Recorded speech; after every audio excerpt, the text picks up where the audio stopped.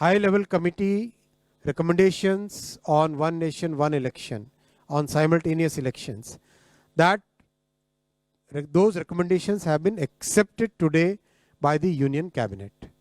आज union cabinet में माननीय प्रधानमंत्री श्री नरेंद्र मोदी जी ने एनडीए की सरकार ने वन नेशन वन इलेक्शन में जो हाई लेवल कमेटी की रिकमेंडेशंस थी उसको एक्सेप्ट किया है.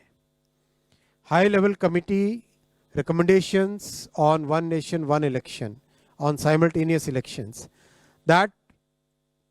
those recommendations have been accepted today by the Union Cabinet.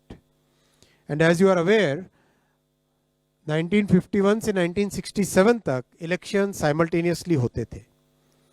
उसके बाद में 1999 में लॉ कमीशन ने अपनी 170th रिपोर्ट में रिकमेंड किया था कि one election to Lok Sabha and all legislative assemblies in 5 years होना चाहिए, जिससे कि देश में डेवलपमेंट चलता रहे. जो बहुत सारा खर्चा होता है इलेक्शंस के कारण वो न हो.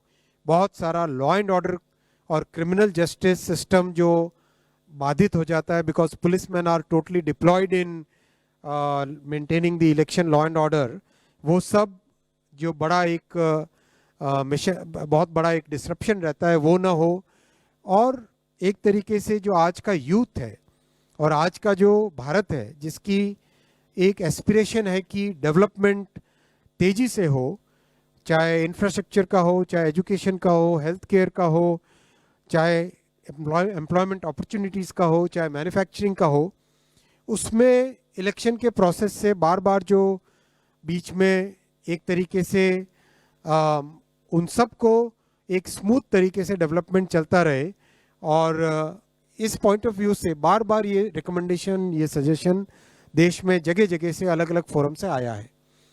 पार्लियामेंट्री कमेटी ने भी 2015 में अपनी 79th रिपोर्ट में कहा था गवर्नमेंट को कि suggest methods for simultaneous elections in 2 phases. इसीलिए हाई लेवल कमेटी गठित की गई थी under the chairmanship of Shri Ramnath Kovind ji, the former President of India, and that committee extensively consulted a broad spectrum of stakeholders, including political parties, judges, constitutional experts, large number of experts from various fields.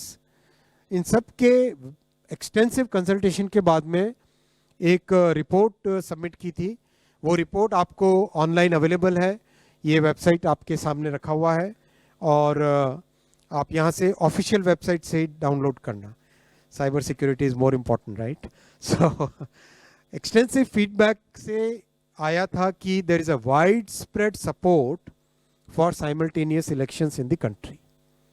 There is a wide spread support for simultaneous elections in the country. इसीलिए NDA सरकार की cabinet ने आज सर्वसम्मति से इन recommendations को accept किया और इसका इम्प्लीमेंटेशन 2 phases में होगा जैसा कि कमेटी के रिकमेंडेशंस में है. फर्स्ट फेज में लोकसभा और असेंबलीज के इलेक्शंस को साइमल्टेनियस कराने का प्रयास होगा और उसके सेकंड फेज में लोकल बॉडी इलेक्शन से जो है ग्राम पंचायत, जिला पंचायत, ब्लॉक में पंचायत समिति और जितने भी अर्बन लोकल बॉडीज़ हैं, चाहे म्यूनिसिपैलिटीज़ हो, चाहे म्यूनिसिपल कमिटीज़ हो, चाहे म्यूनिसिपल कॉरपोरेशन हो, उन सब के लोकल बॉडी इलेक्शंस को within 100 days of general elections में करवाना, जिससे कि एक बार में सारे इलेक्शन का प्रोसेस कंप्लीट हो और फिर 5 साल तक सब के सब मेहनत करके देश के निर्माण में लगे. अब इस पे जो कमेटी के रिकमेंडेशंस हैं उनको पूरे देश भर में डिस्कशन किया जाएगा वेरियस फोरम्स में. वेदर इट इज़ आप सबका भी स्वागत है, आप सब भी इसके डिस्कशन में हिस्सेदार बने और सभी नौजवानों को, सभी जो इंडस्ट्री बॉडीज़ हैं, सभी जो दूसरे जितने भी फेडरेशंस, ग्रुप्स, हर एक तरह के जो सोशल ग्रुप्स हैं, उन सब का हम आह्वान करते हैं कि आप सभी इस पॉइंट को डिटेल में डिस्कस कीजिए, साइंटिफिक वे में डिस्कस कीजिए. कैसे वन नेशन वन इलेक्शन से इकोनॉमी को फ़ायदा होगा, कैसे लॉ एंड ऑर्डर को फ़ायदा होगा, कैसे देश की प्रगति बढ़ेगी, कैसे देश का डेवलपमेंट बढ़ेगा, कैसे ब्लैक मनी का संचार कम होगा, कैसे कितने मल्टीपल इसके जो इम्पैक्ट्स हैं उन सब के ऊपर डिस्कशन करें और एक इम्प्लीमेंटेशन ग्रुप उसके बाद में क्रिएट किया जाएगा, जिससे जो लीगल प्रोसेसेस हैं उन प्रोसेसेस से इसको इम्प्लीमेंट करेंगे।